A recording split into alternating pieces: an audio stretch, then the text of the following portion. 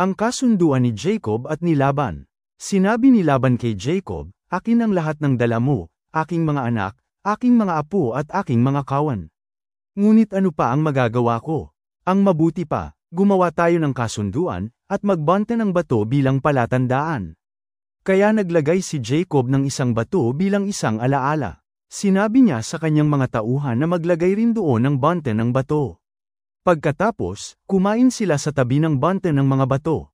Tinawag ni Laban itong Jegar sa Haduta, at Galed naman ang itinawag doon ni Jacob, sapagkat sinabi ni Laban, ang buntong ito ng mga bato ang tagapagpaalala ng kasunduan nating dalawa. Tinawag ding Mizpa ang lugar na yun sapagkat sinabi ni Laban, bantayan nawa tayo ni Yahweh samantalang magkalayo tayo. Kapag inapi mo ang aking mga anak, o nag-asawa ka ng iba, alalahanin mo na wala man ako roon, ang Diyos ang saksi sa ating kasunduan. Pagkatapos, sinabi pa ni Laban, narito sa pagitan natin ang mga batong ibinuntun ko, at narito rin ang batong inilagay mo. Ang mga ito ang ating palatandaan.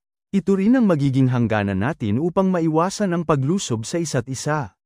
Ang Diyos ni Abraham at ang Diyos ni Nahor ang hahatol sa atin. At sumumpa si Jacob sa pangalan ng Diyos na sinasamba ng kanyang amang si Isaac na tutupad siya sa kasunduang ito. Pagkatapos, nagpatay siya ng isang hayop at inihandog ito doon sa bundok. Nagsalo-salo sila at doon na rin nagpalipas ng gabi. Kinaumagahan, hinagka ni Laban ang kanyang mga anak at mga apo at nagpaalam. Pagkatapos, umuwi na siya.